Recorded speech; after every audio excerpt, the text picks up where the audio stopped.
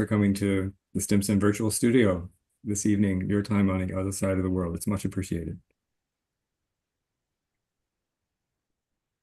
And if there are any questions that come up in the meantime, also we can put them. If you can WhatsApp me or message Jivika on the side. Dinka, I hope you can get your video settings. But we're about to start. And great to see everyone.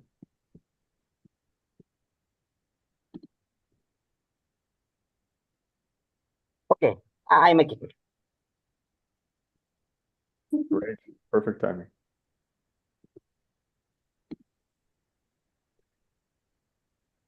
So we're recording, but the public hasn't. Okay, here we go.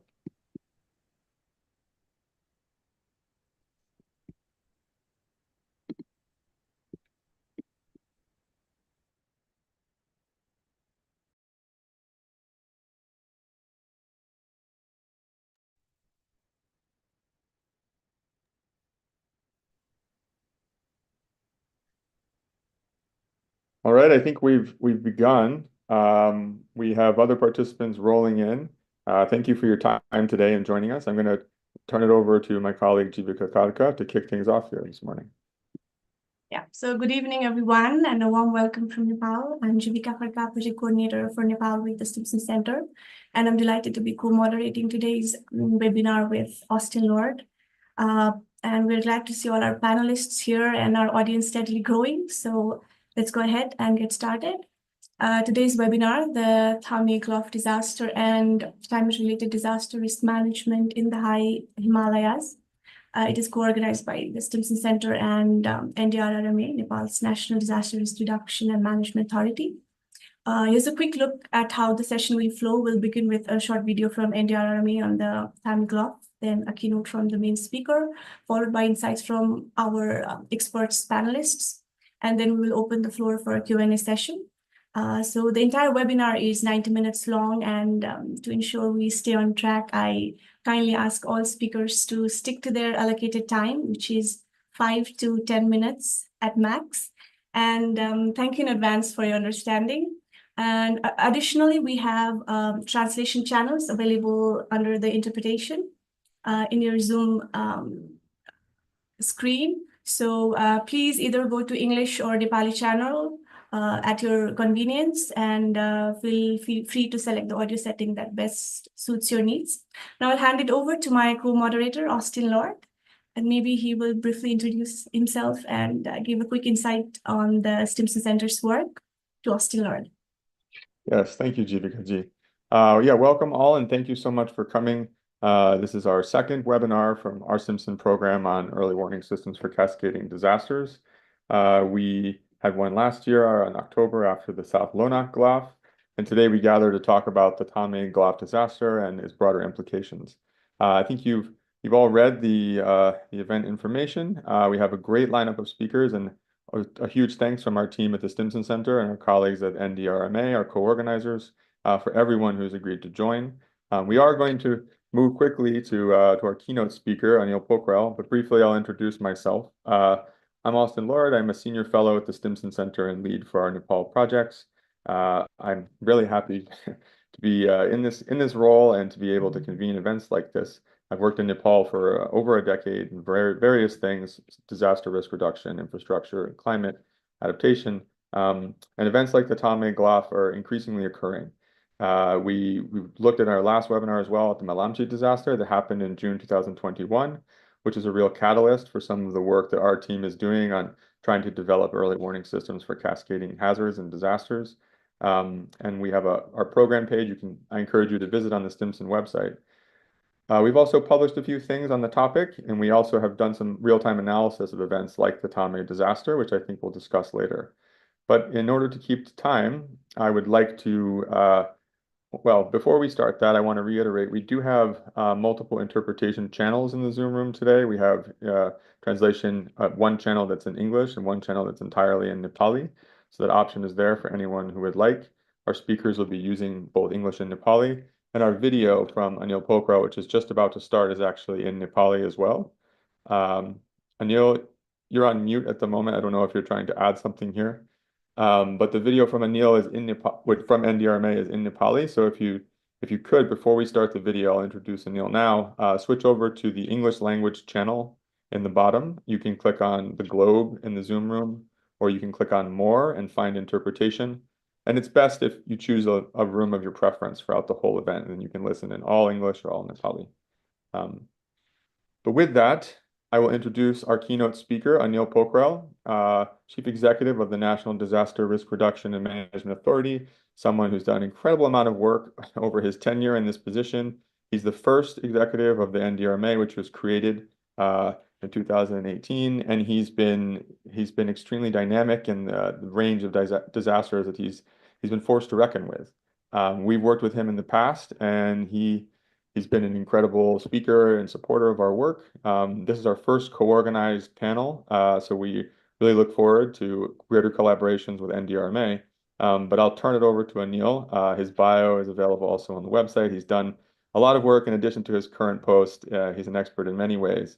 But Anil ji, please, if you could just frame the video, and then we'll start and we'll follow with your remarks. Thank you. Thank you, sir. Namaste, greetings everyone from Kathmandu, Nepal. Austin, thank you so much for this generous introduction. I think I don't want to call myself an expert, but again, with friends you all, we're trying to kind of things to basically to understand how things are evolving here. So we're really, again, delighted to be part of this, jointly with Stimson Center and NDRMA, hosting our first ever seminar today. Really thankful to the Stimson Center for choosing me as a speaker, and more importantly, again, with our Mingma Chiri Sherpaju Gaupalikaको Adhyakshaju, but also with distinguished panelists, such experts over here. I'm really delighted to be part of it. So I just want to mention that I had this opportunity to be part of a response team led by Honorable Minister of Defense. And so I, along with colleagues from Ministry of Home Affairs, had a chance to be there for the response mission jointly with Mingma Chiri Sherpaju, our chair of the municipality. And so it was in this occasion where we were really focused more on saving lives and property. This was part of a response mission, but we took this as an opportunity to really look at what has happened upstream. So I'm not an expert, but had a chance to be there on a helicopter reconnaissance survey of the upstream areas where the lake had bursted. And so this footage and the first-hand observation that I've been able to acquire during that visit is something that I wanted to kind of share with you all. So Austin, my suggestion would be to play the video, and then I'll continue my deliberations after the video. Over to you, Austin. Great. Well, we'll start off with the video. And once again, if you've just joined, there are interpretation channels. This video is in Nepali, and there's an English channel at the bottom under more or interpretation that you can join so you can understand in real time what's being shown. Thank you, Anil. So we'll start the video now. सगरमाथाको फेदी सोलुखुम्बुको खुम्बु पासाङ लामु गाउँपालिका vada number 5 मा थियो थामे बजार। सगरमाथा क्षेत्रमा पदयात्रा जानेहरू यहाँ बास बस्थे। तर साउन 32 गते शुक्रबार दिउँसो करिब 1 बजे ठुलठुला ढुङ्गा र गेग्रियान सहितको भीषण बाढीले हेर्दै रमणीय थामे बजारलाई ढुङ्गे बगरमा परिणत गरिदियो। अकस्मात आएको बाढीले पर्यटकीय गाउँ थामे बजारका 13वटा घर पूर्ण रूपमा क्षतिग्रस्त भयो भने 10वटामा आंशिक क्षति भयो। एउटा विद्यालय, एउटा स्वास्थ्य चौकी पनि बगायो। उक्त दिन पानी खासै परेको थिएन र पनि लेदो सहितको यति ठूलो बाढी र गेग्रियान कसरी आयो भन्ने कुरा सबैमा ठूलो प्रश्न थियो।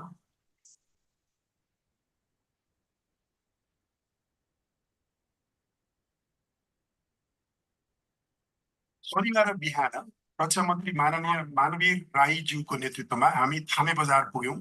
यहाँ पुगेर प्रभावित परिवारहरूलाई नगद तथा जिन्सी राहत वितरण गर्नुका साथै स्थलगत अवलोकन तथा स्थानीयसँग अन्तर्क्रिया गर्यौं। तपाईहरुको थप सहयोग के गर्नुपर्छ भन्ने कुरा हामी 3 तहकै सरकार बीचमा कोअर्डिनेसन गरेर हामीले छलफल गरेर के गर्न सक्छौं। हामीबाट सानो हेलिकप्टरमा त्यहाँबाट थामे खोलाको शिरमुहानतिर लाग्यौँ। हामीले हेलिकप्टरबाट 5वटा झुरुप्प मिलेर बसेका तालहरू देख्यौँ। त्यो मध्येको सबभन्दा माथि रहेको सबभन्दा ठुलो तालबाट पानी चाहिँ ओभरफ्लो भएर आइससँगै त्यसको तलतिरको तालमा गएर बजारिएछ र त्यो पानी र आइस चाहिँ गएर दोस्रो तालमा पुगेछ पछाडि त्यसले ठुलो छाल लिएर आएर त्यसले मोरेन ड्याम भत्काएर त्यो ताल फुटेछ। यस्तो खालको प्रक्रियालाई हामीले ग्लेसियल लेक आउटबर्स्ट फ्लड अङ्ग्रेजीमा ग्लफ पनि भन्छौँ। यो ग्लफ तल बगेर यो सँगसँगै पर्माफ्रोस्टहरूलाई पनि पगाल्दै र त्यसले गर्दाखेरि जमिनहरू खोतल्दै त्यहाँबाट रहेका ढुङ्गा घेग्रियान बोर्डर्सहरूलाई खोतलेर यसले तल लगेर थामे बजारमा लगेर पटायो। हिमतालहरू सामान्यतया कि त सेतो रङका हुन्छन्, हिउँले पुरिएको हुन्छ, कि त पानी पग्लेको अवस्थामा कञ्चन निलो सफा पानीको रङ अथवा पानी आकाशको रङ जस्तो देखिन्छ। यसरी चलायमान र विचलन हुँदाखेरि जहाँ चाहिँ यस्ता हिम पहिरोहरू झरेका हुन्छन् त्यस्तो खालका तालहरूमा चाहिँ हामीले यो तालको पानी चाहिँ धमिलो र एकदमै लेदो खालको भरिएको जस्तो देखिन्छ। हामीले त्यहाँ देख्दाखेरि 3वटा तालहरूमा कञ्चन पानी निलो देखिएको थियो भने एउटा फुटेको र माथिको तालको पानी चाहिँ धमिलो देख्यौँ। हामी त्यहाँ पुग्दा साधारण कोट मात्र लगाएको थियौँ। हेलिकप्टरमै पनि हपहप्पी गर्मी थियो। यति धेरै तापक्रम त त्यति उच्च 4800 मिटरको ठाउँमा नहुनु पर्ने भन्ने हामीलाई पनि लाग्यो। यस्तो तापक्रम वृद्धि चाहिँ क्लाइमेट चेन्जको कारणले गर्दाखेरि मात्र हुन सक्छ भन्ने कुरा हामी स्पष्ट थियौँ। बढ्दो वर्षा, पर्माफ्रोस्ट पग्लिएको र ग्लेसियरहरू पग्लिँदाखेरि हिमताल विस्फोट भएर थामे खोलामा बाढी आएको हामीले स्पष्टसँग देख्यौँ। जलवायु परिवर्तनका कारण हिमाली क्षेत्रमा एक प्रकारको सङ्कट उत्पन्न भइसकेको छ। यस्ता खालका सङ्कटले ठुलो मात्रामा क्षति तथा नोक्सानी, हामीले अङ्ग्रेजीमा लस एन्ड ड्यामेज भन्छौँ, यो वात्तै बढेको हामीले पाउन थालेका छौँ। त्यसैले जोखिमपूर्ण हिमतालहरूको जोखिम अनुगमन गर्ने, पूर्व चेतावनीको प्रणाली जडान गर्ने साथै जोखिम न्यूनीकरणका उपायहरू कार्यान्वयनको आवश्यकता प्रकार रूपमा देख्यौँ। प्राधिकरणको नेतृत्वमा सम्बन्धित निकायका प्राविधिकहरू एवं विषय विज्ञहरू सम्मिलित एउटा छिट्टै टोली बनाउँछौँ। त्यो टोलीले त्यहाँको गएर विस्तृतमा अध्ययन गर्छ र त्यो टोलीले दिएको निष्कर्ष अनुसार हामीले त्यहाँको गुरु योजना बनाएर हामीले कार्यक्रम छिटो लागू गर्नेछौँ। विपदबारे चासो राखौँ, चनाखो बनाऊ। राष्ट्रिय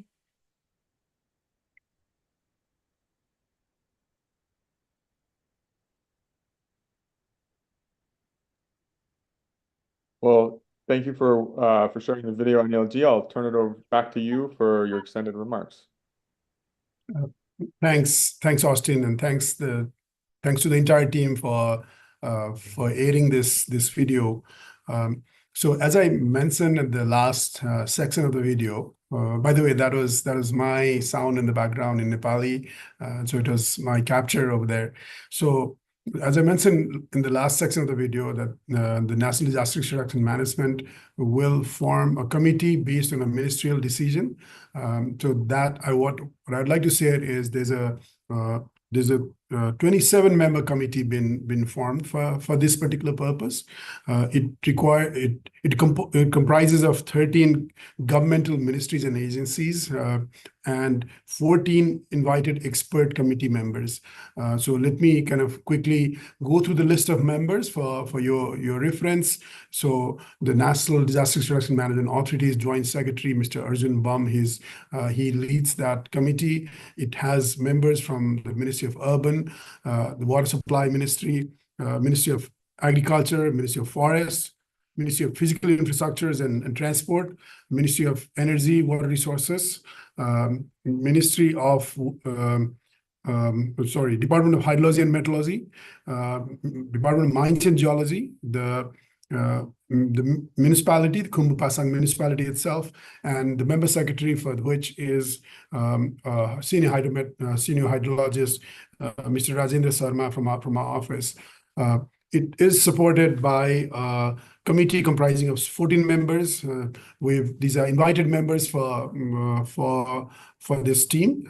So we've added East Indian Bank, the Central Department of Geology, Tribhuvan University, Central Department of Hydrology and Meteorology from Tribhuvan University, Himalayan Cryosphere Climate and Disaster Research Center from Kathmandu University, Institute of Engineering, Tribhuvan University, ICIMOD, LEADAX, Nepal, Nepal Academy of Science and Technology, NAST, Nepal Mountain Academy, Triveni University, Swiss Agency for Development and Cooperation, Sinspective, United Nations Development Program, United Nations Educational, Scientific, and Cultural Organization, UNESCO, and the World Bank. So this is being decided by a ministerial decision, and our first ever meeting is going to be pretty much announced soon. There's initial discussions to even host it tomorrow. The Secretariat is looking into options of the availability of the members. There are three major tasks for this committee to work out. These are immediate and urgent ones. So the first task is to undertake the assessment on the safety of those 4 lakes that we've described in the video. There's one disturbed lake, but there's the other 3 lakes. So we need to know again how the safety of these lakes, if it further poses any risk downstream. The second work is on identifying the detailed loss and damage that has been incurred by this glacial lake outburst flood. And then thirdly, the team would also propose safer sites, if that's not safe, or safe alternative sites, focusing firstly on the settlements itself. I'm sure our municipality chair, Sherpaju, is going to speak in length about the urgency of the hour, especially in light to the upcoming snow season, because that's an upland area, really 3,000 something meters high, and so it snows up in those areas right after Dasai. So the need of the time of the hour is to really focus on the safety, and then embark upon a process to build temporary shelters. Finding a safe land in such an area is a complicated task. The challenge at hand, especially for the municipal government, especially Mingmacheri Sherpaju and ourselves, is to identify a location where, if the settlement is not safe, is to find a suitable place where they would start constructing the temporary houses, and then considering that as a transitional shelter later on, also to further build it as a safe house. We've also had some initial discussions on how would a mountain settlement such as Thame would look like in the days to come, especially after reconstruction and recovery. The idea going forward is, again, this has to be, resemble the local architecture, local livelihood, preferably made out of, locally available materials such as stones and timber, well designed, that could also function as homestays, because that's an area where a lot of tourists are drawn upon, and to also make it from a thermal comfort zone, look at some of those livelihood opportunities. The technical assessment team would then look into, the safety of the previous settlement. If it's unfit for settlement, it's going to be rendered. It's a very fertile land, except for the downstream reaches that's again filled with big sized boulders. The boulders for this audience, I want to say, is they're not like cobblestones that you could actually carry on. These are as big as a big office table. So it's littered with big boulders. The pictures and the video might not have done it justice, especially in describing or telling the picture of how big those boulders are. So the numbers of houses that's been damaged has grown up. Even some of those houses that were safe started kind of creeping in that area.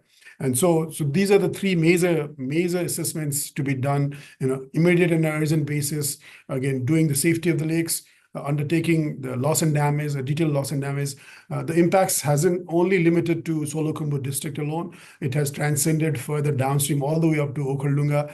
There's major breezes been wiped out. We're also working on replacing this breeze. This was around 10 crore Nepali rupees.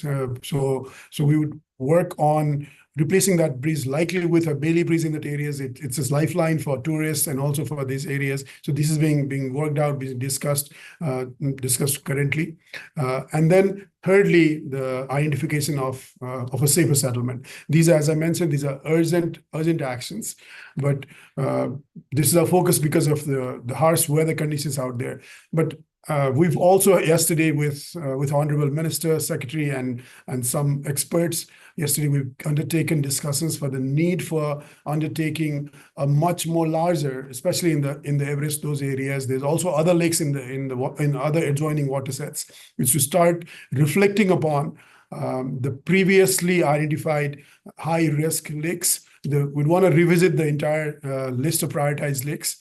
For your reference, these lakes didn't even feature out in the previously identified prioritized list because it didn't consider these size of lakes. In Nepali, these are talayas. These are not even lakes as such. The Nepali word is talaya. So teeny mini lakes in that sense, if I do a literal translation. So for your reference, the average size of a lake would only feature in this list that was done back in, again, 2020, and jointly with support from UNDP and ECMOD, would only feature generally a size of a lake that's, again, 2.5 times the size of an average Olympic-sized pools. These lakes were much smaller than these, so that's why it didn't feature out. Now, our understanding, especially after this incident, is it's the size of the lakes are important, but we need to really look into the risk side of things. If the lakes are even smaller, and if it's right pretty close by or if the settlements are pretty close by, the extent of damage will be high, as in the case of Thame. So while size of the lakes are important, it's the overall risk factors that are really important, especially when it comes to determining the prioritization of lake. This would then lead to perhaps concluding on a much more comprehensive program as how do we really embark on a comprehensive program as how do you manage these lakes from all the way from resettlement to early warning systems to also looking at the transboundary risks that emanate from the Tibet region of Nepal. While these are not immediate kind of priorities for us. For NDRMA, the number one priority lies on focusing on the Thame Lake right now. So with this, I'd like to stop it over and then perhaps be available for any question and answer later during the session. So I'll pass it back to Austin, over to you. Great, thank you, Anil. And excellent remarks.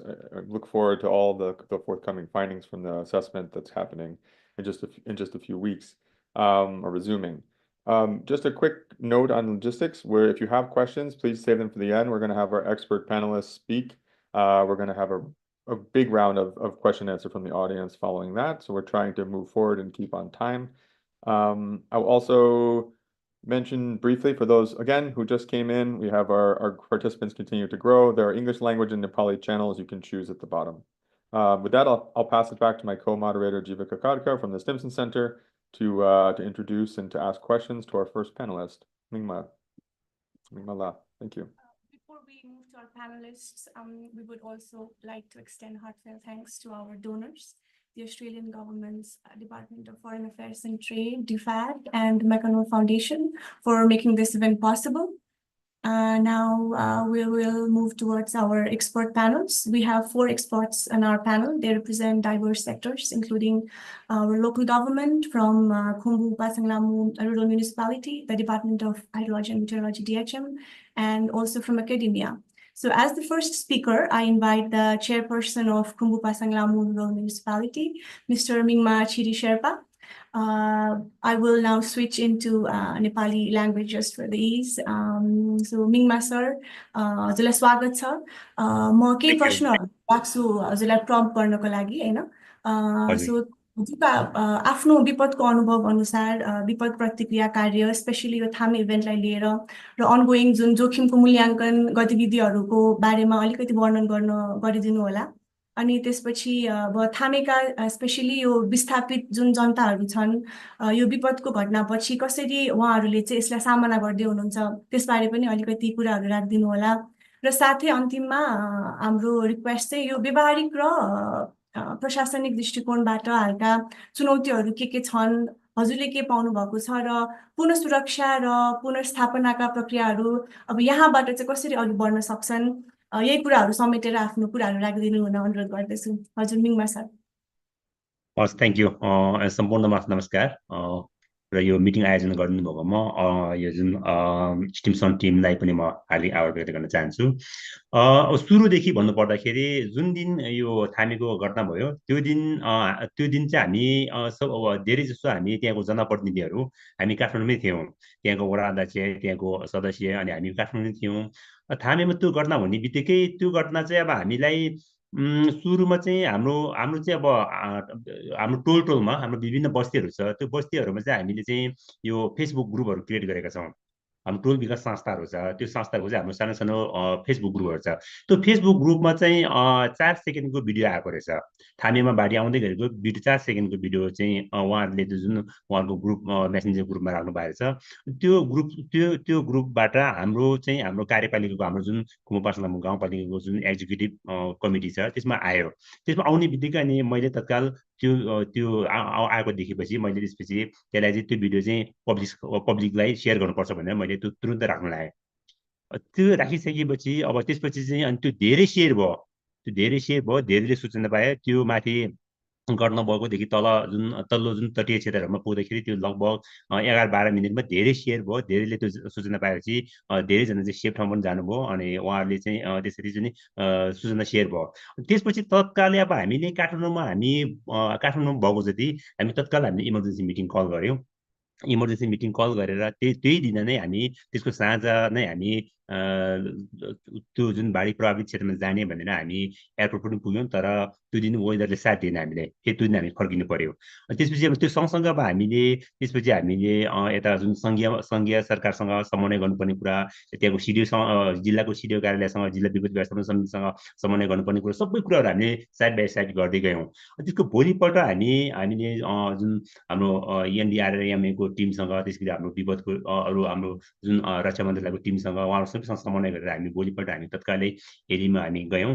र हामीले जाँदाखेरि हामी जनप्रतिनिधिहरू 4 जना र हामीले 1 जना पत्रकार पनि लग्यौँ त्यहाँको अवस्था के छ भनेर।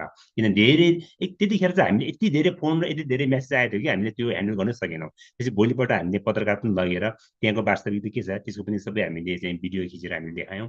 अनि माथि जुन आउटबर्स्ट भएको एरिया पनि अघि अनिल सरले भन्नुभएको जस्तै गरी हामी माथि पनि भिजिट गरेर त्यहाँको पनि भिडियो हामीले देखायौँ।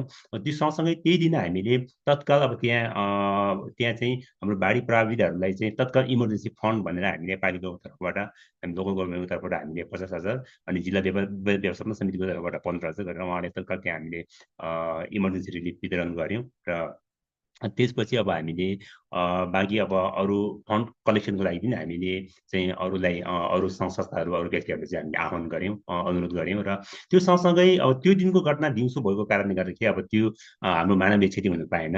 र त्यसपछि अब हाम्रो त्यहाँको अर्को समस्या भनेको त्यहाँको जति पनि बाढी प्रभावितहरू त उहाँहरू आफन्तकोमा अथवा त्यहाँ हाम्रो कम्युनिटी सेन्टर छ, त्यो कम्युनिटी सेन्टरमा बस्नु भएको थियो।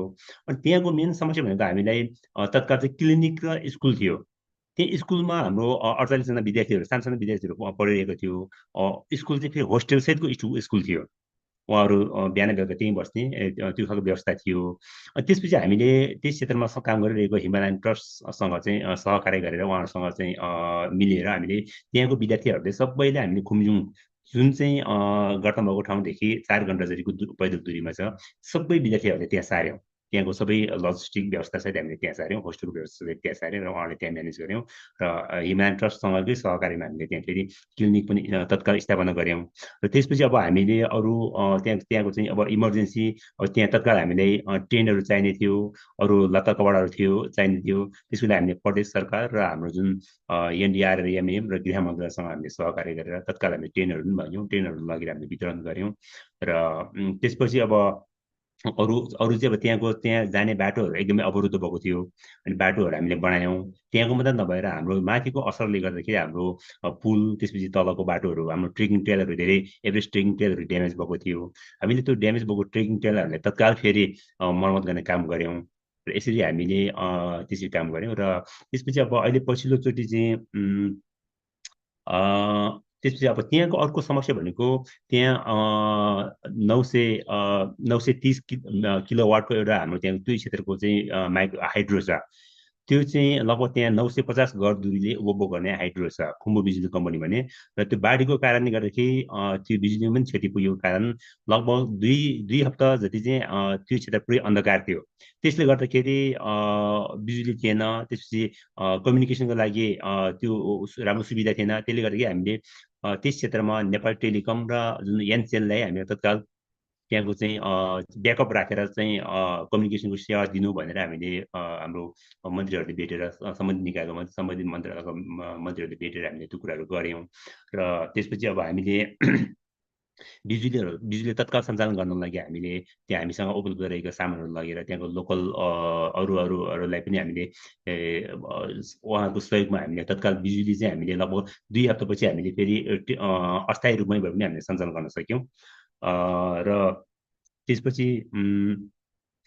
अब हामीसँग तत्काल त्यहाँको लागि हामीसँग त्यहाँको जुन डिजास्टर म्यानेजमेन्ट गर्नलाई हामीसँग धेरै ठुलो फन्ड थिएन त्यसपछि हामी लोकल गभर्मेन्टले हाम्रो बजेटहरू रिभाइज गरेर हामीले त्यसमा बजेटहरू चाहिँ अब अरू जुन काम चाहिँ हामी पछि गर्दा पनि हुने योजनाहरू हामीले कटौती गरेर हामीले थामीहरूलाई फोकस गरेर हामीले लगभग 7 करोड 10 लाख जतिको बजेट चाहिँ हामीले विनियोजन गऱ्यौँ जुन बजेट चाहिँ हाम्रो ड्यामेज भएको पुलहरू ड्यामेज भएको बाटोहरू त्यसै गरी हाम्रो त्यहाँको अब भोलिको दिनमा निजी आवासहरू पुनर्निर्माण गर्नको लागि भोलिको दिनमा त्यहाँको विद्यालयहरू सञ्चालन गर्नको लागि त्यहाँको क्लिनिकहरू सञ्चालन गर्नको लागि त्यहाँको बिजुलीलाई फेरि पूर्ण रूपमा सञ्चालन गर्नको लागि हामी त्यसै बजेट विनियोजन गरेर हामी काम गरिरहेका छौँ र अब अहिले चाहिँ हामीलाई अस्ति हामी त्यसपछि त्यो जुन बाढी गएपछि हामी 3 चोटि पुग्यौँ 2 चोटि त म हेलीमै पुगेँ त्यसको घटना भएको भोलिपल्ट त्यसपछि हामी फेरि एकचोटि ट्रेन लगेर गयौँ त्यसपछि फेरि अस्ति भर्खरै हामी 2 हप्ता अगाडि हामी त्यो बाटो लुक्लादेखि नै पहिला हिँडेर त्यो सबै बाटो अरू पनि अब त्यो जुन त्यसको तटीय क्षेत्रहरू पनि हेर्दै हामी माथि गयौँ र जाँदाखेरि जस्तो मेन प्रभावित ठाउँ त थामी हो त्यसपछि अरू अलिक बढी प्रभावित ठाउँहरू भनेको चाहिँ त्यसको तटीय क्षेत्रहरू र जुन मध्ये हाम्रो टोकटोक भन्ने ठाउँ भने हाम्रो 4 घरहरू चाहिँ जोखिम मरेको छ 2 घरहरू पुनः रूपमा ध्वस्त भएको छ र अस्ति सुरुमा अनिल सर हामी जाँदाखेरि थामेमा जम्मा 15 घर मात्रै क्षति भएको थियो तर हिजो पछिल्लोचोटि हामी गएर हेर्दाखेरि बाढीले बगाउनु त बगाइहाल्यो त्यहाँ रहेको बाँकी बस्तीहरू पनि बाँकी घरहरू पनि त्यहाँको भूगोल त्यहाँको जमिन चर्किएको जमिनहरू बासिएको र कतिपय ठाउँमा त्यो कमजोर जमिनले गर्दाखेरि त्यो घरहरू चर्किने बासिने बस्नै नसक्ने अवस्था एकदमै रिस्कमा भएकोले गर्दाखेरि भएको थियो र त्यो सबै अहिले हाम्रो पछिल्लो हामीले त्यहाँ हामीले टिपेको डाटा अनुसार चाहिँ लगभग 38 घर चाहिँ पूर्ण रूपमा क्षति भएको छ थामेमा मात्र र 2 घर टोकटोकमा गर्दाखेरि 40 घरहरू क्षति भएको छ र अहिले पछिल्लोचोटि अब हामीले चाहिँ त्यहाँको चाहिँ बाढी प्रभावितहरूसँग बसेर छलफल गर्दाखेरि उहाँहरूको माग भनेको तत्काल त्यो ठाउँमा बस्न उपयुक्त छ छैन त्यो कुराहरू चाहिँ विज्ञको टिम आएर अघि हाम्रो अनिल सरले भन्नुभयो जस्तै गरी त्यहाँको टिमहरू आएर त्यहाँको चाहिँ भूगोल सम्बन्धीको विज्ञहरू आएर हेरिदिनु पर्यो त्यहाँ बाँकी रहेका तालहरू कतिको जोखिम छ त्यसको चाहिँ जोखिमको अवस्था हेरिदिनु पर्यो र त्यहाँको अब स्कुल त्यहाँको हेल्थ पोस्टहरू चाहिँ पुनः फेरि सञ्चालनमा ल्याउनको लागि सरकारले सहयोग गर्नु पर्यो त्यहाँको निजी आवासहरू पूर्ण रूपमा क्षति भएको छ त्यसलाई चाहिँ सरकारले सहयोग गर्नु पर्यो भने उहाँहरूको मागहरू त्यो रहेको छ र त्यसको लागि अब हामी त्यसको लागि उहाँहरूले भनेको तत्काल सबभन्दा अहिले यतिखेर सबभन्दा नजिकको सरकार भनेको स्थानीय सरकार भएकोले उहाँहरूले स्थानीय सरकारले माग गर्नुपर्छ र हामीले स्थानीय सरकारको स्रोत साधन भ्याएको सम्म हामीले गरेका छौँ र बाँकी प्रदेश र सङ्घसँग समन्वय गर्नुपर्ने कुरामा हामीले उहाँहरूको सहयोग र समन्वय चाहिँ हामी गरिरहेका छौँ हजुर जी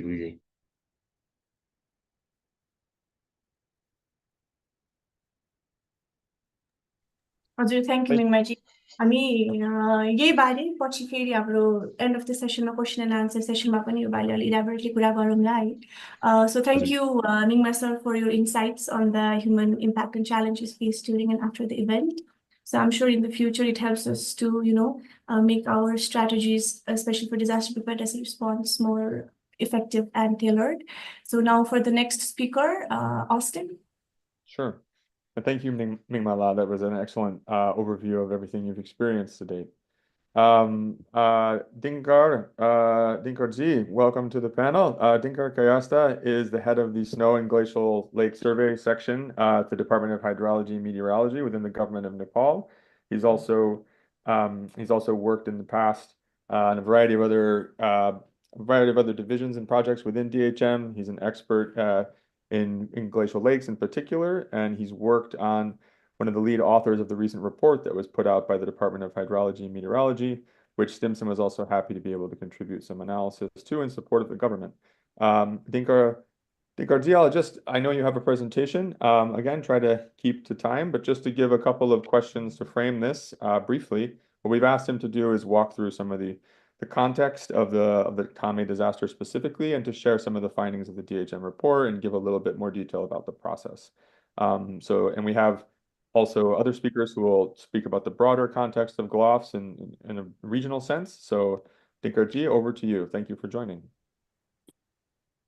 Okay, thank you, Austin. So am I audible? I hope I am audible, no? Yes, you are. Hello. Thank you. So, and my screen is also visible. Yes. Okay, good morning and good afternoon, everyone. So all the distinguished guests and the fellow experts, first of all, thank you for giving me this opportunity to put my and some words from on behalf of DHM. So even though the incident is not so happening, but I just try to make it very short. So when we talk about this GLOFs, I will not go in detail. Sorry.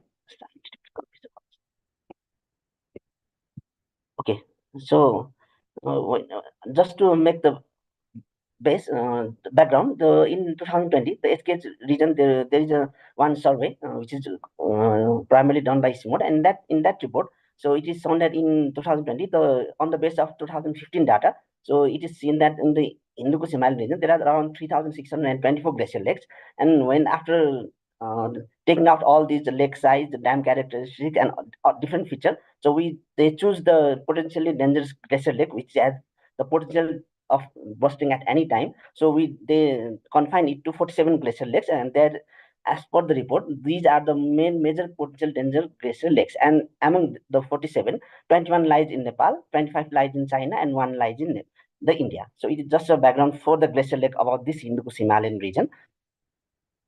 Sorry, so what happens?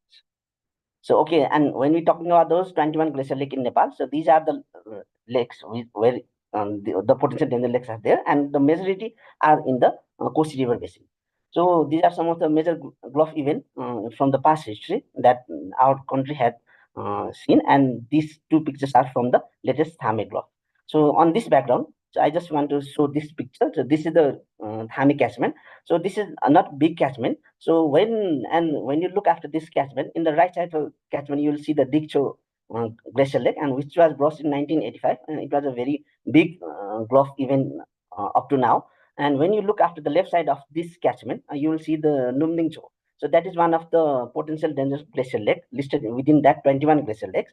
And and also I will tell you later also. And this is the one lake that we are proposing to the GCF to lowering the lake. So we are doing some treatment in this lake, in the Numdingcho lake.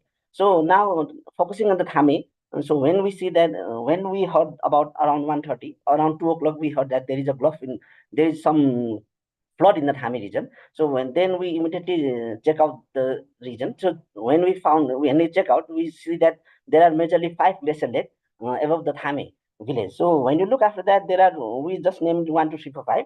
And when first of all, we are confused that is it a GLOF or is it something else. So we try to check with the rainfall event and other temperature changes. So we found that there was not actually past 2 days there was not bigger rainfall. So we found that there shouldn't be something flood or something like that. And then we checked with the lakes. Then we found that among the 5 lakes, the first lake was a little bit in the upper side, and we found, and 3 were in the middle part, and the 5th one is at a little bit bottom side. So then when we checked those lakes, then we found that the middle one, the number 2, 3, and 4 lakes, they are a little bit the older lake, and their size hasn't been increased a lot. And that was also listed in the ISMOD report. And regarding the lake number 1 and lake number 5, this has been recently developed and is very much fastly growing. So in the first mind, it's something like that. Okay, maybe among these, one lake must have burst, or maybe some cascading effect may have happened. So then we checked all these things. So then we found that the first lake, when we checked the area of lake, we found that the first lake, the upper one lake, and its area is increasing very much sharply. So you can see from the 2018 to now, the area of the first lake was increasing very much fast. And then we checked with temperature and precipitation, and we found that within a week before, there was lots of precipitation happening in that region. And when we checked it, there was the nearest station was at Forse, which is around 10 kilometers from Thame, and another one is at Sangboche, which is around 6.5 kilometer aerial distance from Thame. So with reference to these stations, we found that there is some rainfall events in the last weeks, and 2 days before there was a little bit higher rainfall, and we also found that the maximum temperature was in a little bit more increasing trend. So based on these things, we found that definitely there should be have some GLOF events in that area. And then after that, and then when we are confirmed that okay, there must be some GLOF, then we started. The thing we have done is we started sending the SMS, and around I think 150,000 SMS were sent to the region below the Solukhumbu district, including Khotang and the Okhaltunga. And the nearest hydrological station we have at the Rava Bazar station, which is around 80 kilometers downstream from the Thame. And there we are continuously watching, and around at 5 o'clock, the water level started rising. It rises around 1 point something meter, and we waited for that. And maybe around after 8 o'clock, the water started declining. So now we found that okay, there is not much thing to worry about. So then within that time, we have issued our bulletin. All those things are issued, and now we have updated those things in the social media also. So these things what we have done, and also when we checked after when there are different images, satellite image started coming. It was confirmed that the second leg, which is just below the first leg, it has bursted, and around 80% of the water has been drained out. And this was the picture of the lake before the bursting and after the burst. So around 80%, the blue one is the water remaining after the GLOF has occurred. And also with the help of different satellite images, sentinel images, we also request them, and they send us this land deformation image. And this also confirms us that there has been very much land deformation in the Thame and even in the upper part. So after that, we also requested the Sentinel Asia and the Yamaguchi University for the detailed analysis. And after few weeks, they also sent these images that this also confirmed that the second leg has burst and there is no water remaining in the second leg. And this is also some analysis done by the Sentinel Asia. And so this also confirm again the deformation of the area in the upper part, in the where the lake area part, and in the below in the Thame district. So also the Simpson report, they also again have a detailed report about this, about how the incident has happened. So these are some how we came to this conclusion. So after the flood, the event, the first thing we have done is we first of all confirm that actually is it the flood is there, how is it GLOF or something like. After verification, we immediately send the SMS, maybe around 150,000 SMS to the into the area near the bank sites, and then we update in the social media and issue the special bulletins. So I don't want to go detail with these things. So what is our department? What is our mandate? Majorly our mandate is to monitor all the hydrometeorological activities in the country. And just skip these things. These are some of the hydromet observation station within the country. And when we talk about especially in the upper station or the cryosphere, so we have these 11 plus 5, these 16 automatic weather station. We are monitoring the higher part. Definitely, which is not enough to monitor all these glacial lake and all these things. So in last year also, because when we are talking of the glacial lake, it is quite easy if you could monitor those 21 potential dangers glacial lake. So we also have published a report. We check out how these lakes are increasing or something like that, and we found that among those 21 potential dangerous glacial lake, 6 lakes are increasing in a little bit more fastly compared to other lakes, among which the lower Born, Thulagi, Chololpa, Chamlang, and Lumningso are them. So these are some of the things. And sorry. So these are some activities that our department is performing, monitoring the snow cover map. These are discharge measuring, mass balance studies. So we are doing some of the activities, and also we are doing we are also producing this high resolution DM. We have just done it in the Mustang, in the Kagbeni area with the Kaligandagi. There was a flood couple of years before, and we have detailed survey on these things, and we have very high resolution. We make high resolution DM, and we make these hazard maps, these inundation maps, which are very quite good. So besides that, we are also doing this bathymetric survey, GPR survey, all these things. Last year we have done with this Sorolpa and the Borun glacial lakes. Besides these bathymetric surveys, we are also doing this lake lowering things. In 2000, we have done this lake lowering for the Sorolpa glacier, which cost is around $9 million US. In 2007, we have done the same with the Imja lake. So again, we are doing these same activities, something like mitigating these glacial lakes. So we are doing this with the 4 glaciers, Lower Borun, Hongutu, Lumningcho, and Thulagi. So we are doing the activity of lowering the lake, these 4 lakes. So just to summarize these things, what I would like to say that to check after there are so many lakes, and to check after those bigger lakes, which are ranked as the potential danger lakes, it's a little bit easy. But nowadays, what we are feeling, we are seeing that compared to those lakes, the smaller lakes are forming very rapidly, increasing and bursting. So it's very challenging for us also to monitor these, because there are hundreds of such of lakes. So it's quite challenging for us also. So these are some of the points I would like to say what we can do immediately and in the medium term and in the long term. So these are some of the things that we can do.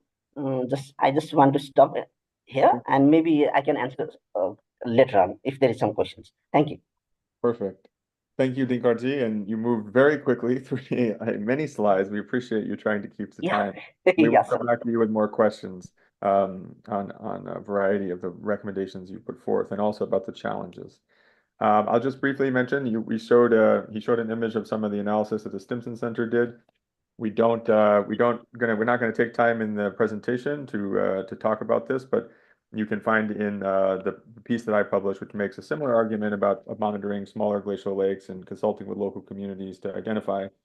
You can find a translation of the DHM report that we produced, an unofficial English translation linked there, and you can find some of our satellite analysis. We responded very quickly and supported DHM in the aftermath, and happy to have them as a partner.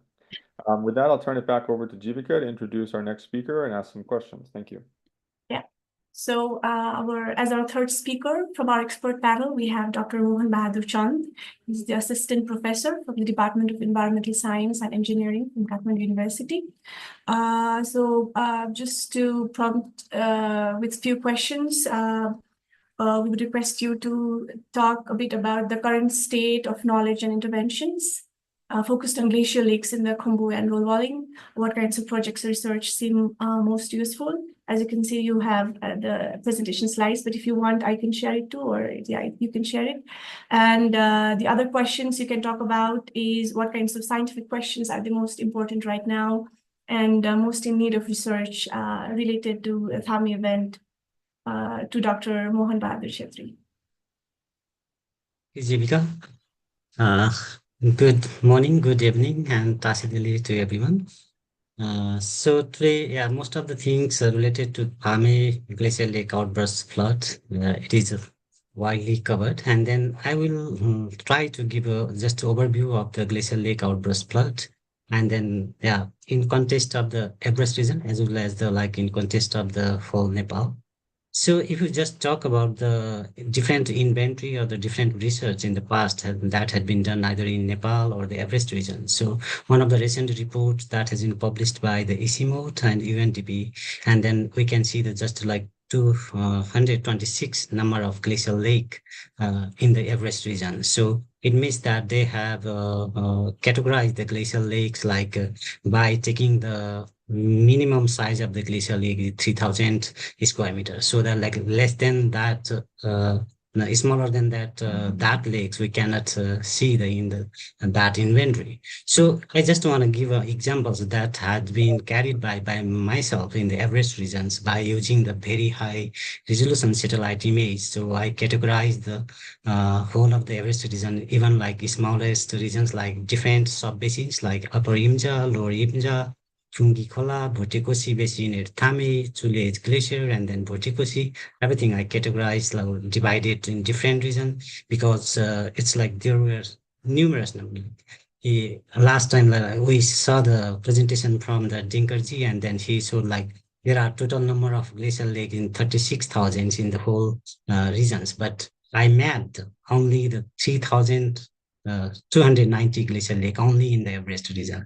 So it means that with the capacity of the very high resolution images, we can map the very small size of the lakes and then which are becoming more rich in nowadays. So that is very important. As Anil sir also rightly mentioned that it's not a matter of the size of the lake. So sometimes the risk is more important, whether size is small or big. So if we have like kind of such kind of the information time to time updated, I think it would be helpful. So even in the like each of the sub basins of the Everest region, there are like several glacial lakes. If we just talk about the like Thame basins, and it's like more than like 900 glacial lakes on that particular Thame regions, not only the Imja Valley or not only the Khumbu region, but the Thame regions, more than 900 glacial lake, including very small to very large size. So it's just a distribution of the size of the glacial lakes. But most of those glacial lakes, more than 90% of the glacial lakes are very smaller in size. And then they have a mean size of 2,500 meters square. It means like they are below the criteria of the another inventory that had been carried out in the past. So in terms of some of the large glacier, usually at the terminus, they have a like high potential to grow in the futures and can become a potentially dangerous glacial lakes, like mainly in the Gojumpa, Khumbu, Bhotekoshi, and Lumsumba glacier. They occupy the like 67% of the total ponded area in that particular region. So if we see the like, only in the terminus part, it is like sometimes up to the 50% they occupy only at the terminus part. Even like upper part of the glacier also, they have like several glacial lakes. So these are the few examples how the glacial lakes are evolving and they are how interconnected. So in the futures, they might become a larger glacial lakes, even though they are like quite good in the shape. If they have like some kind of the triggering factors, and they can also cause the very catastrophic disaster in downstream. Similarly, in the Melung, Chule, Thangbo, here we are talking about the like Thame disaster. It is like originated from the Thangbo glacier. So it is one of the. So another a bit detail on the like how the smaller glacier they are evolving. In case of the Gojumpa glacier, I did the UAV survey in 2018, and then it also showed the like how the dynamics of the such a spillway lake, we can also call it, and then also like they have like several series of ponds are interconnected. So once the one lake is bursted out or triggered to burst, maybe they can have a like kind of cascading effect in the downstream. So it's a kind just like difference of the dam, how the morphology is changing on those glacier at the surface and then near to the glacial lake. And they are like how the elevation also changes with the very high resolution digital elevation model. I don't want to go in detail, just like it's showing the indication like it's changing very rapidly, even in the like where the small glacial lake are present. So if we see like here also like very dynamics, like there is very small island we can see in the like center of the lake. So the height of those island is not too high. Maybe within a few years they can collapse and then become a even like larger glacier lake. So also like there is a dynamic, sometimes the outlet channels that originate from some of the glacial lakes, they are like kind of dynamics. They are changing their course. If there is ice present near to the moraine, so they have kind of the shifting patterns in towards like different where they find the ice. So that also makes the glacial lake unstable, the dam also unstable, and then can trigger the glacial lake outburst flood. So this is the examples in like Gojumpa Glacier in the Gokyo Valley, how the river originated from the glacial lake is shifting and then cutting some of the ice cliff and then making the lake is unstable. So this is just like overview of the glacial lakes that had been done from the like AC mode and UNDP. We can see that how the glacial lake are distributed and their size all over the Nepal. And then in 2011 and then next in 2015, so the significant number of glacial lake has been increased. Not only the new large lakes have been evolved, but new small lakes have been formed. They are like continuously growing. And then, yeah, as already mentioned, that there are 47 glacial lakes which are prioritized. But this need to be like updated like frequently, because as a new glacial lake are forming, and even like smaller lakes are like becoming like potentially dangerous. So if there is a different criteria to categorize the glacial lakes, and that there is a revised methodology, that would be helpful to assess the risks in the downstream. So these are just examples like how the large glacial lake are evolving. Not only the large glacial lake, but if you see the small glacial lake, these are the like trend of the small glacial lakes, how they are evolving in the different surface of the different glacier in the Everest region. So we can see that some of the lakes like they are growing very exponentially.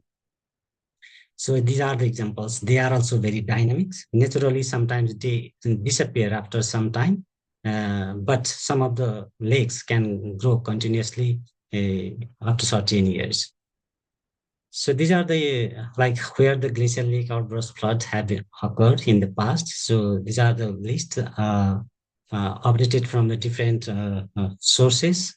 Also, we did a research in the eastern part of the Nepal, that Kanchenjunga, along with the Alton buyers and our teams, and then we found like several new glacial lake outburst flood by using the very high resolution satellite image.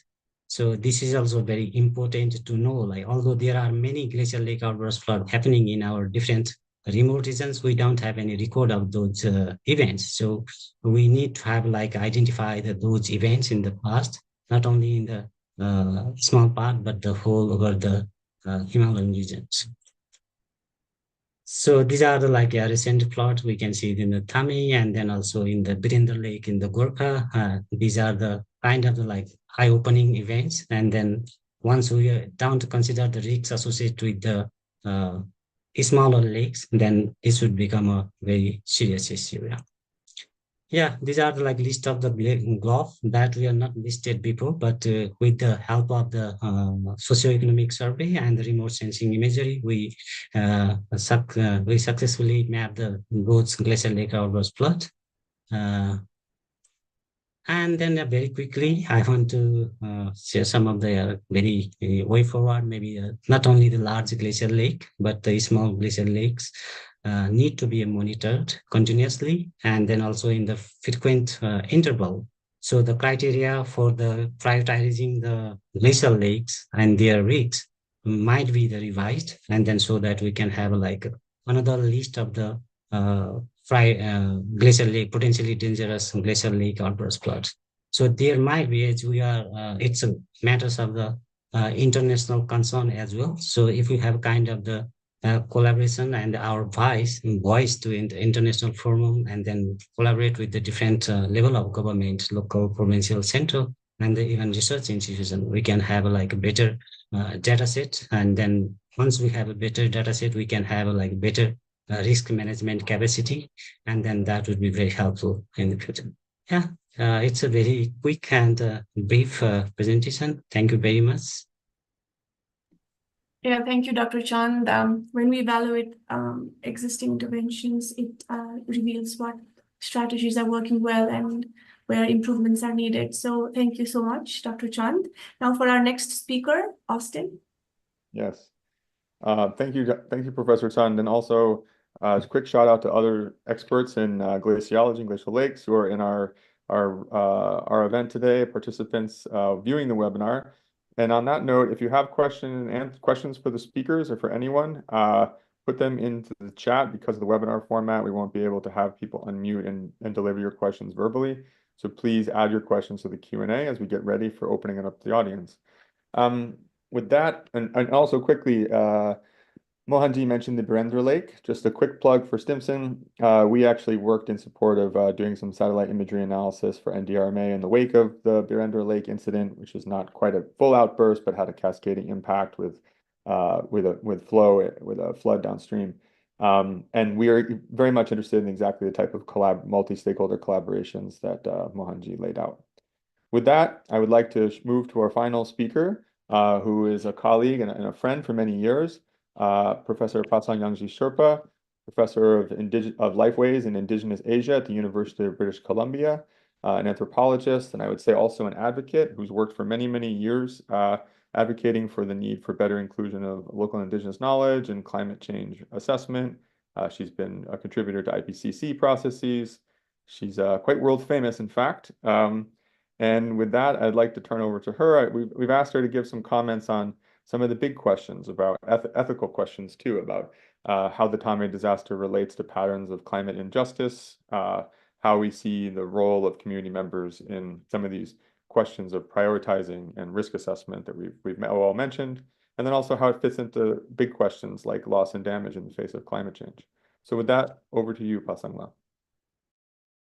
Thank you very much, Austin, and thank you, the Stimson Center and the organizers of this webinar for inviting me and including this topic as one of your webinar for your webinar discussions. So what I'm going to do for my part, I'm going to focus on 3 things. But before I do that, I think it's important for me to kind of share a little bit about how I work. I am an anthropologist, but I'm also now increasingly I consider myself a multidisciplinary scholar. So what I mean by that is I work very closely with geographers, and I work very closely with physical scientist to think about climate change issues. And I've been focusing on human dimensions of climate change for the past nearly 20 years, focusing on the high Himalayas, but in particularly in Khumbu, where I'm from. I'm from Monzo. And for this webinar, I'll just use the English language to share some of my remarks. So I'll be doing 3 things. First of all, I think we need to be reframing this whole challenge, the issue that we're talking about, which is the Thame GLOF disaster. And secondly, I want to share a little bit about the research and different kinds of climate interventions that have taken place in Khumbu, and some of the lessons learned, some of the things that community is very knowledgeable about in terms of what works and what doesn't. And thirdly, I want to leave the newly formed expert committee some recommendations moving forward. So first of all, when thinking about the Thame disaster, so it happened in August 16th, and immediately after, what we saw was a lot of mobilization of resource and knowledge from all around the world. But I think what we also need to recognize is that first and foremost, Thame is a village. And this is where people's lives have been disturbed by the current disaster. And the community comes first and foremost here. The reason why we're all gathered and talking about this and so emotionally invested in trying to do something about this in response to what has happened is because of the fact that so many people have been affected directly by the Thame GLOF. So I want to make sure that we are thinking about Thame GLOF disaster not necessarily as an opportunity, only as an opportunity for us to be learning about how the climate change is impacting the high Himalayas, but also my hope is that we take this opportunity to really understand who's at risk, most risk, and for whom the stakes are so high. And in this case, it has to be the community. So I wanted to reframe that point, reframe that when we think about this, in this particular case, the Thame GLOF and disaster. The second thing I also wanted to highlight is the fact that Thame is not isolated village, it's connected. And this current situation has shown us that a lot of other villages downstream have also been affected. And throughout the Khumbu region, people are curious about how this is going to be impacting their main livelihood option, which is the tourism industry. So these are real questions that people are thinking about, and all of this on top of the challenge of having running water, running electricity, running connection phone lines, for example. And so in this context, also, I want to again highlight how much the community has itself mobilized themselves to support each other and to provide for each other. And this is where the local government also needs to be acknowledged as the main facilitator of all of these important conversations that are happening. So it was under the leadership of the local government that we are now gathering here, the initial conversation facilitator and that role.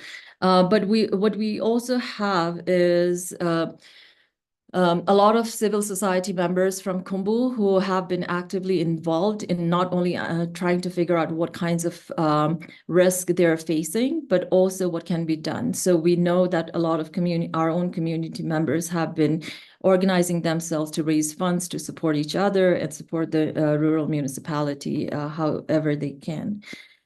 So that's the first point. The second point I want to share is that I'm sure in this webinar, most of the people who are attending here are really aware of the fact that the Everest region receives a lot of scientific attention. And this is, and we know this because the rate at which scientific literature is produced that focus on Khumbu or Sherpas is the rate itself is higher than the global rate of scientific literature production. So that helps us put things in context in terms of how much attention the Khumbu region receives. But what we haven't seen is that the kind of scientific attention that Khumbu region has received has not actually directly benefited the local community. And we know that a lot of scientific studies are based in regions or areas that tourists visit, but not necessarily where the Khumbu residents live. And this is an important important thing to mention because when something like this happens, it's hard for us to just rely on the fact that there is a lot of scientific literature, because to be very blunt, it becomes useless when it's not about the kinds of challenges and issues that we need answers for. And I think that's very important to note. The other thing is also, in the past, a lot of different climate change related interventions and actions have taken place. But when the community is not consulted, or when the community is consulted or included only towards the end, not as equal decision maker from the beginning, we know from past experiences that these kinds of projects and programs are not going to last, and these kinds of projects and programs are not going to be effective. And so any kind of climate change related interventions that we need to that we are going to be taking will have to involve the community from the very beginning. And not just because this is a matter of inclusion or trying to be equitable in that way, but really recognizing that the community actually has a lot of knowledge and has a lot of experience on this matter. And so to illustrate my point, so as Dr. Chand has also shared, that a lot of critical glacial lakes, there have been so many scientific reports that have shown and tried to quantify the number of critical glacial lakes throughout the high Himalayas. But the most recent one that happened was not even in those reports. That was not even part of the scientific attention, because that was so insignificant in terms of the size, in terms of where it is located. However, if you ask the local communities had observed changes in the glacial lake for some time. So the glacial lake outburst flood on August 16 was not the first time the local community knew about this lake. So what this tells us, as an example, is that the local community is already aware of a lot of these things that are happening on the ground that the scientific studies are not capable of capturing. And so it is very important that we recognize, that we acknowledge the knowledge the community already holds and include them as equal partners from the very beginning, and And when we do that, not only are we going to get a fully robust information as scientists and researchers, but we are also going to understand where the next risk is going to be and where we need to be paying attention to. And I say this because from the community perspective, we're really grateful that we now have this team of multiple scientists and researchers and multiple institutions and multiple authorities really taking charge of trying to understand the risk and trying to understand the loss and damage situation in Thame. But from the community perspective, Thame is only one of the villages that we're talking about. From the community perspective, we're already thinking about the larger region. We're already thinking about Khumbu, because for us, what happened in Thame is an indication of what's going to happen again in different parts of Khumbu. And so even though I'm so grateful for all of the support and attention we're seeing in Thame, what we also need to be prepared for is what's coming up next. And we know from all of the, again, climate change scientific assessment reports, national level, international level, global level, we know from all of the climate science that there's going to be more and more extreme events, and there's going to be more and more warming of temperature, and the temperature warming is already higher than other parts of the world in the high Himalayas. So we already know this. And how are these kinds of changes going to impact the local community? I think that's going to be the major concern. And for us, Thame is important, but also connected with Thame, the downstream communities that have been affected, and also connected with Thame is going to be the whole Khumbu region. That's going to be our long-term issue. And for us as community members, we have to do what we can with the little resources we have instead of waiting for something big to happen. However, when there is, because the intensity and the scale of climate change impact is so great, that this is not an issue the community can resolve or deal with on their own. This is where the collaboration with multiple experts, this is where the collaboration with multiple authorities is extremely important moving forward. But that kind of collaboration and partnership cannot repeat the mistakes of our past, where community was always treated as the passive recipients at the end of a project, but rather the communities have to be, the community members have to be part of the decision-making from the very beginning. And this includes, from my perspective, even the expert team that has been formed.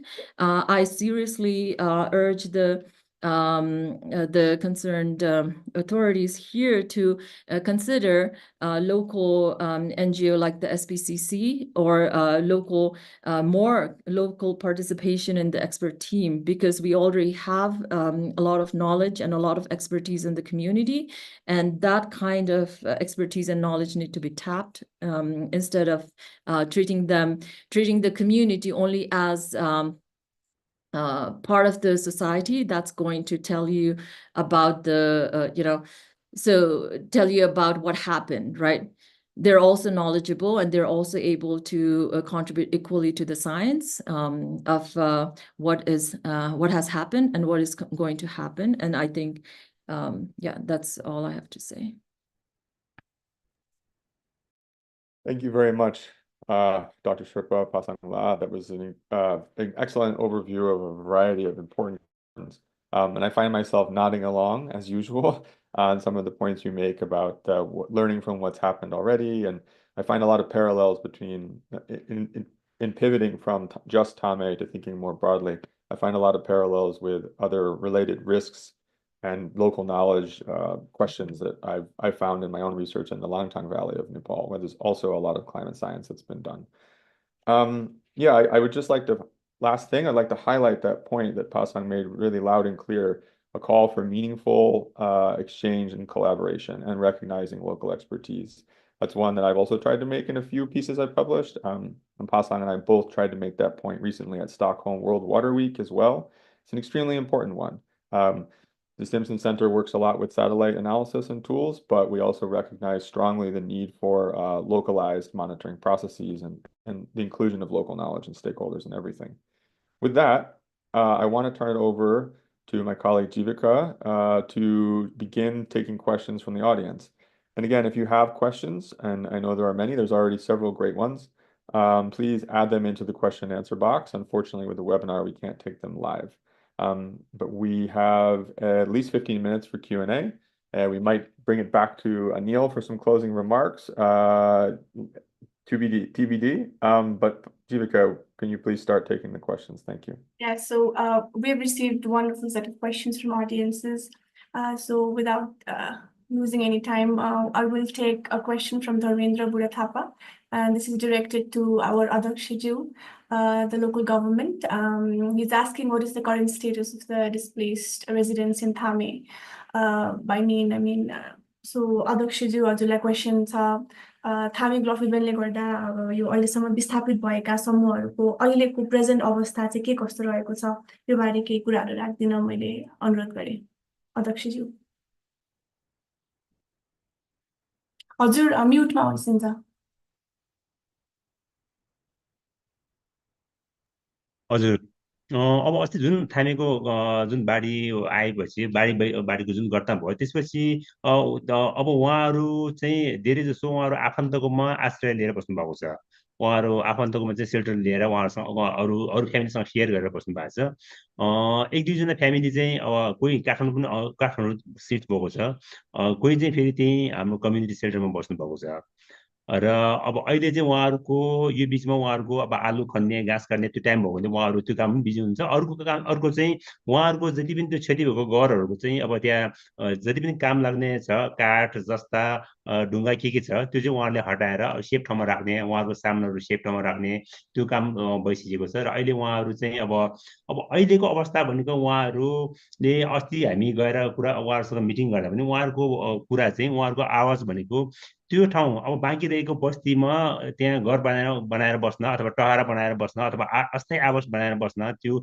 सम्भव छ कि छैन त्यो जियोग्राफिकल्ली त्यो त्यहाँको भूगोलको हिसाबले त्यो सम्भव छ कि छैन त्यो हेरिदिनु पर्यो भनेर भन्नुहुन्छ किनभने बाढी पछि त्यो ठाउँमा जुन हिसाबले जमिनहरू चर्किएको छ बासिएको छ एकदम कमजोर त्यो त्यहाँको जमिनको अवस्था छ त्यसले गर्दा उहाँहरूको भनाइ चाहिँ त्यो ठाउँमा अब घर बनाएर बस्न हुन्छ हुँदैन भनेर उहाँहरूको एउटा क्वेसन त्यो छ अर्को कुरा अब बाँकी रहेको माथिको तालहरू कतिको जोखिम छ त्यसको त्यो अध्ययन गर्नु पर्यो भने छँदैछ र अर्को कुरा म तपाईँलाई अलिकति पछाडि फर्काउन चाहन्छु जस्तो 2015को भूकम्पमा भूकम्पको लगभग 9-10 वर्ष भयो जुन 2015को भूकम्प गएको थियो भूकम्पमा त्यहाँको टोटल्ली घरहरू ड्यामेज भएको थियो अहिले जति पनि बाढीले क्षति पुर्याएको घरहरू भनेको फेरि उहाँहरूले रिबिल्ड गरेपछिको घरहरू हो त्यसले गर्दाखेरि 2015मा जुन हिसाबले उहाँहरूले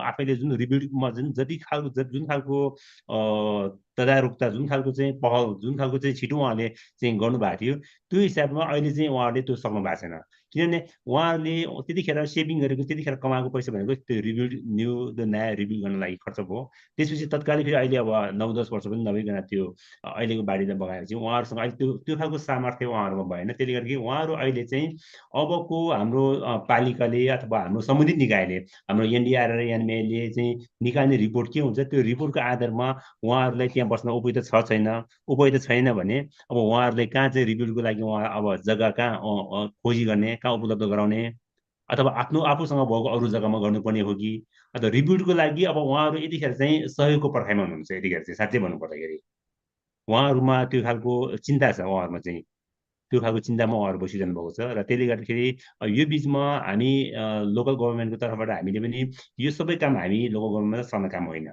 अब यसमा विभिन्न विषयको विज्ञहरू चाहिन्छ त्यसको लागि हामीले अघि अनिल सर हुनुहुन्थ्यो अनिल सरसँग हामीले पटक भेट्यौँ पटक कुरा गऱ्यौँ तर जुन खालको टिम गएर अलिकति तत्काल इमिडिएट एक्सन लिएर तत्काल त्यहाँ चाहिँ यो खालको छ है अवस्था भनेर उहाँहरूले भन्नुपर्ने त्यो कुराहरू चाहिँ हामीले भन्न सकेको छैनौँ त्यसले गर्दाखेरि अहिले त एक दुई ठाउँमा कस्तो पनि भएको छ भने उहाँहरूले रिस्क लिएर आफैले घर बनाएर फेरि बस्नु भएको छ त्यो त झन् जोखिम भयो अहिले यो वर्ष केही नहोला तर अर्को आउने वर्षमा त्यो खालको रिस्कहरू जुन अझ बढी हुन्छ त्यसले गर्दाखेरि अबको दिनमा रिस्क थप्ने कुराहरू त्यो खालको काममा चाहिँ हामीले सचेत हुनुपर्छ र जस्तो योभन्दा अगाडिको मैले अरू ठाउँमा पनि देखेँ जस्तो योभन्दा अगाडि हाम्रो जुन यो सुदूरपश्चिमतिर भूकम्प गएको थियो त्यहाँनिर त भूकम्पले गर्दा पनि भूकम्प गएर उहाँहरूको गइसकेपछि उहाँहरूले चाहिँ पुनर्स्थापना र उहाँहरूको रिबिल्ड गर्न नसक्दाखेरि चिसोले कठ्याङ्ग्रेर मर्ने, चिसोले गर्दाखेरि सुत्केरीहरू चाहिँ मृत्यु हुने त्यो खालको अवस्थाहरू थियो।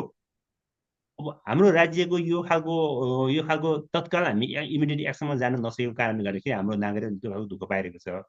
त्यो खालको दुःख त्यहाँको चाहिँ थामेको बासीले नपाओस्, त्यो खालको समस्या नआओस् भन्नको लागि चाहिँ मैले पटक पटक अनुरोध गरेँ हाम्रो एनडिआरएमको टिमहरूसँग, अरू सम्बन्धित निकायहरूसँग अनुरोध गरेँ। तर अझै पनि उहाँहरूले चाहिँ एउटा टिम खडा गरेर त्यो त अब त 1 महिना बढी भइसक्यो, एउटा टिम खडा गरेर अहिलेसम्म पनि त्यहाँ पठाउन सकेको छैन। हामीले उहाँहरूले भन्यौँ तपाईँहरूले त्यहाँ जानको लागि हामीले के साथी गर्नुपर्छ, के सहयोग गर्नुपर्छ, ट्रान्सपोर्टेसनमा सहयोग गर्नुपर्छ कि अथवा लजिस्टिक म्यानेज गर्नको लागि गर्नुपर्छ कि के को लागि गर्नुपर्छ, हामी गर्न तयार छौँ भनेर छौँ। त्यसले गर्दाखेरि उहाँहरूको त्यो एक्सपर्ट टिम उहाँहरूले चाहिँ त्यहाँको चाहिँ जुन रिस्क एसेसमेन्ट गर्ने टिम चाहिँ छिटोभन्दा छिटो पठाइदिनु भयो भने हामी अब त्यहाँ कसरी थामेको चाहिँ पुनर्स्थापना कसरी गराउने, उहाँहरूको त्यहाँको अब कम्युनिटीको चाहिँ जनजीवन, त्यहाँको चाहिँ नागरिकहरूको जनजीवन कसरी सहज बनाउने र कसरी पहिलेको ठाउँमा ल्याउने भनेर चाहिँ हामी काम गरिरहेका छौँ। यसमा अब जुन सम्बन्धित निकायहरूले चाहिँ यसमा अलिकति चाहिँ चासो दिनु पऱ्यो, यसमा चाहिँ अलिकति यसको चाहिँ यसमा ध्यान दिनु पऱ्यो भन्ने चाहिँ मेरो अनुरोध हो। हजुर।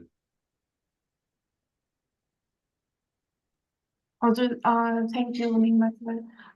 Maybe Austin would like to group some questions. I can see many questions directed to Dr. Pasangyanji and a few questions to Anil sir as well. So, Austin. Okay, I'd like to start with some of the comments and questions on technical issues that I'll group together and put to both Dinkar and Mohan sir. Please be very brief in your answers. There are several questions for Dr. Pasang, and then also Anil ji will give wrap-up remarks, so maybe he can answer the question that was posed to him at the outset in his remarks as well. To start, a question from one of our colleagues, Basanta Rajadikari, professor at Tribhuvan University, who works with the Stimson Center as well.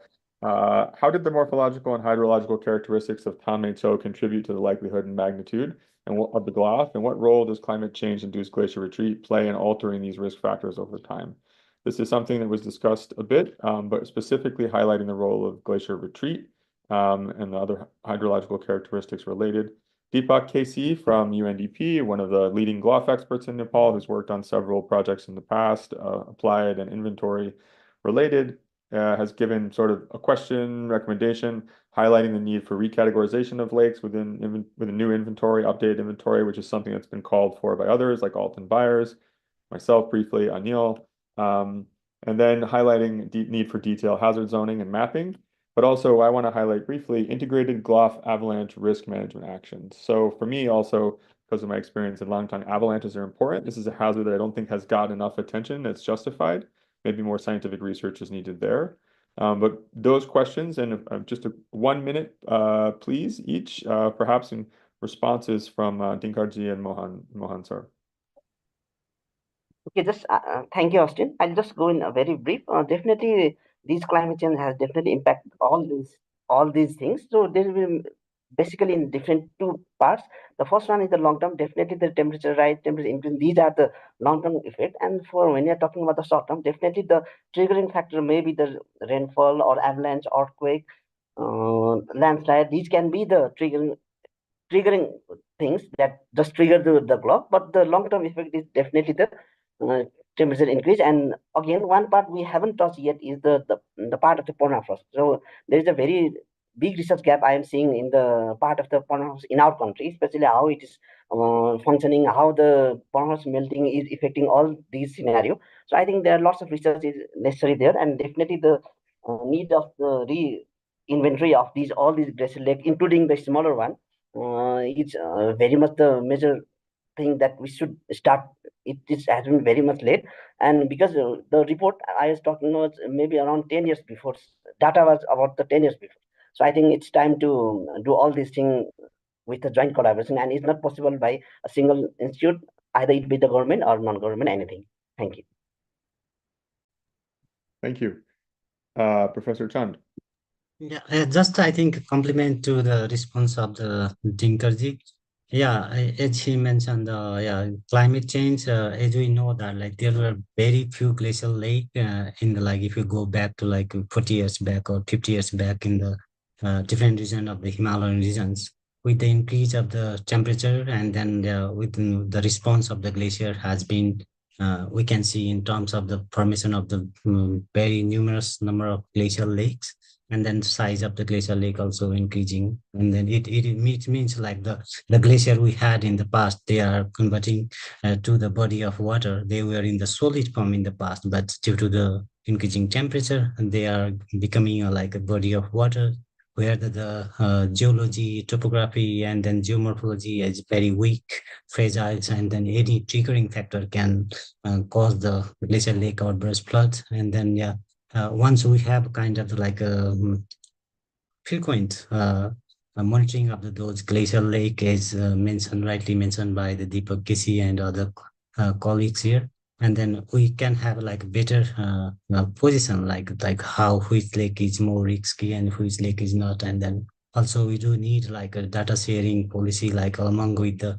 not only the government and the non-government institution, academic institution, but at the international, where from here we can get the like very high resolution satellite image along with the field measurement data set. If we have a kind of such kind of platform to share among with us, and then it might be the better for the management authority like NDRME and then UNISA can have a better position to respond to like how we can have like a better disaster risk management in Nepal or any Himalayas.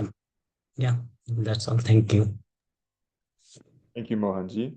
I'll turn it over now to Professor Sherpa, who also received several questions. Pasangla, I invite you to respond to the ones that you think strike you most. We have just a few more minutes before we turn back to Anil for closing remarks. Thank you. First of all, thank you everyone for your questions. I think the number of questions and comments that we're seeing in the Q&A for my presentation is a reflection of the fact that a lot of people in Nepal, a lot of researchers who are already doing research on climate change related and glacial related topics are very much interested in working with the community, but it's a matter of how do we do that, right? And so this is where I think it's so important to begin by talking with the folks on the ground who have been observing and working with, engaging with researchers for a very long time. And this is why I was, in my presentation, I was talking about the local government who have been directly engaging with researchers and scientists over the years, but also institutions, NGOs like SBCC, one of the oldest, well, the only oldest community-based NGO, and the longest community-based NGO in the region. So I think there are a lot of openings that you can take advantage of if you are a researcher interested in connecting with people on the ground to see what kind of research is needed and what kind of research collaboration could be possible. So I think that's very important to say. The other thing I also want to say is, as Jivanji also pointed out in his comment, in Nepal, it's very difficult for the, even when we look at scientific research that are taking place, the social science or the human dimension always becomes the last thing. The community always becomes the last thing. And so what I urge everyone here to rethink or to do in the future, in the coming days, is how about we put the community in the first place, first and foremost, and take a community-centered perspective. And it's quite interesting from my experience that when I put the community at the center of my work, the research questions that I'm asking and the research avenues, the solutions, the partnerships and collaborations tend to expand. So what I mean by this is, even in this Thame issue, when we take a community perspective, when we think about the Thame residents and what they're going through at this time, as Mr. Minglachuri has already mentioned, and also in the comment I saw Yangji Doma's question to Anil sir about the delay in the response and the team going to Khumbu. So when we take those questions and comments and those kinds of experiences in perspective, what we begin to see is that GLOF is one of the many problems. Alongside GLOF, there is also the livelihood loss that needs to be addressed. And alongside, there's also the geomorphological issues that are appearing in front of our eyes. And so for us, the challenge then becomes very complex, but also not impossible. And so the community has already shown how they can work with multiple disciplines, multiple experts, multiple expertise, and they have been doing this for a very long time. So from the community perspective, this kind of transdisciplinary, interdisciplinary engagement is not impossible. In fact, that is the only way the community has been dealing with any kinds of natural disasters or hazards or risk management. And that's what I mean when I say we need to put the community at the center. And so even as physical scientists, when we do our research, when we put the community centers, the research questions and the research approaches and the research partnerships and the collaborations become very different from when we from the traditional way of putting the discipline and putting the Western, Euro-Western science at the center of how we see the world. I think it's a very important shift that happens when you put community at the center of how you ask the research questions and what kind of approach you take in addressing those questions. So I'll stop there. Thank you. Thank you, Pasang. I agree entirely. Pivoting and changing the orientation of how and when and why we engage communities is critical. There are several questions to Anil Sir, and I know he also wants to give some closing remarks as per our agenda. And I think it's been an excellent session. I also encourage everyone here to read through the questions and answers that have been posed. We weren't able to get to all of them. There are some that are very focused that we will answer. We'll follow up with you. There are some that are, I think, broad and thematic. They're very well posed, some of them focusing specifically on questions of methodology and how do you do collaboration well? Everybody knows we need to do it. How do we actually do it in practice and in process? With that, I'll pass it back to Anil Sir, again, Chief Executive of the National Disaster Risk Reduction and Management Authority in the government of Nepal. Thank you. Thanks. First and foremost, again, to the Stimson Center, and more importantly, again, all these distinguished panelists. Even I've been able to really learn so much from your breadth of knowledge. Again, both from a science, from a natural science perspective, but also from Pasangji's, again, the social science, especially highlighting the need to involve communities, the local voices, local experts into this. So that's really well taken, especially on our part, especially for convening this study to really respond to the immediate needs as mentioned by our municipality chair, Mr. Mingma Serpa. So very well taken. So on our part, what we'll do is, as we've done even in the response mission, we'll be working very closely with in the leadership of our municipal chair, Mingma, and also the ward chair and local communities have been super helpful. What I've also learned while working with them is to, again, they've been, so glad to meet virtually Pasang Serpa, Yangji Serpa, but we've also come up across so many mountaineers in those areas from the Thame village itself, other mountaineers and other experts. They might not have a professional degree as such for studying climate science, but their lifelong experience, especially again witnessing the changes in those areas, also equally important. So our perspective is, again, especially when it comes to understanding these risks, would definitely require, again, talking to these experts, mountaineers, even local farmers and others. So that's really highly regarded, especially Pasangji's, your comments. Now, for us, again, the biggest challenge, as really highlighted by chairperson, right now we're really working on getting the team as soon as possible, well before Dasai, so that we get a quick assessment to make a call mainly for identifying whether this site is safe or not based on the assessment of the lakes itself. So that's the biggest task at hand for us, to really find a safe space, land, manage that land for reconstructing this settlement. While this happens on an immediate and urgent basis, the quest for, again, looking at the natural science and the social science to understand what's happening in the larger Himalaya landscape, and especially for this area, is a priority importance for us. Some of the different partners have shown very strong interest, including ADB, the World Bank, SDC, and others. But we also been really, again, we at one point really worried as to how do we really take this work forward. And so we've been offered some initial support from some of the partners, including ADB and World Bank. And so also early in the day, I also got to learn from ADPC as well. They're also willing to put in some resources for this. So we'd be able to cover some of the costs. Likewise from UNESCO and others. So with all these joint efforts, I guess we'd like to kind of do this immediate and urgent assessment first and foremost, and then also the team would then be able to kind of chart out a much longer, medium term and a longer term program, looking at in particularly the Solukhumbu region, but not limited to that, as very much highlighted by the panelists today and also the questions. The need to really reprioritize lakes based on risk. Also to consider the lakes that are transboundary in nature, to really look at it not only from a hazards perspective is so much well taken.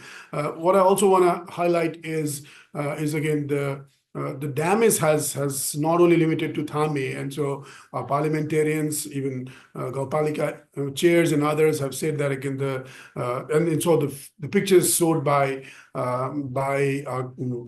chairs and others have also shown that the damage have happened downstream as well. So the need for assessment, needs for again the scouring of the river in downstream settlements are also equally high.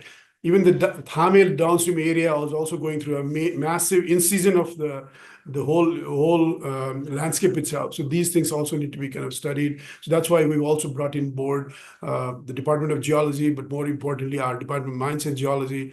So this will be a collective effort. Again, under the convenership of the NDRMA, but this will be a joint work between all of us.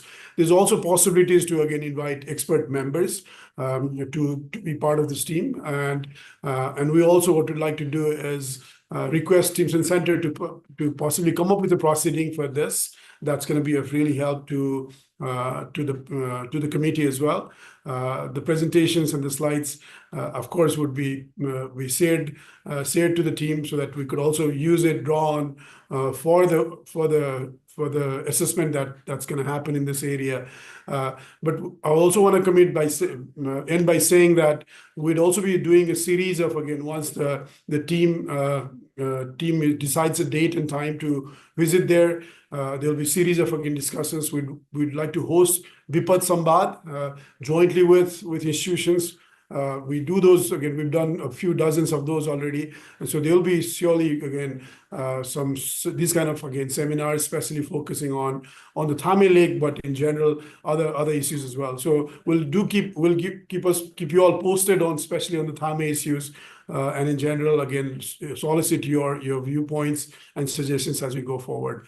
So I'd like to again close by once again huge thanks to again Brian, Austin, Jivika, and the entire team at Simpsons who really put a hard effort to put this together. Also again allowing me to be part of this dialogue and having NDRMA to jointly host this. So thank you once again, and over to you, Austin. Thank you, Anil, sir, and excellent closing remarks. A lot of things to continue, conversations, study, ways forward. We look forward also to being part of conversations in the future. Quick plug for, Stimson has organized one past webinar. We have a couple of other products that we've published on our webpage for the project that we work on. Please check it out if you haven't already. Check out some of the other analysis, especially the DHM report, if you haven't already, that our colleagues have released on the Thame disaster. And we will follow up with some of you who have asked excellent questions in the margins. We will do more webinars like this at some point. We look forward to also continuing collaborations and maybe on future webinars with Anil sir and NDRMA and potentially others. But with that, I want to thank all of our speakers. I think this was a really excellent and diverse set of perspectives that bring in several of the critical and cross-cutting issues that the Thame disaster reminds us are not going away anytime soon in the Himalayan region. And as we look to an increasingly uncertain future, these are exactly the type of collaborations, interdisciplinary and across different types of communities that I think are necessary to try to figure out how to solve these questions and at least approach them. So thank you, everyone. I also want to thank our donors quickly at the end. Our donors at the Australian Department of Foreign Trade and DFAT, and also the McConnell Foundation for generously supporting this event. With that, thank you all for joining, and we'll see you all next time. And the recording will be available online very soon as well. So thank you all, especially to our speakers and to my colleagues.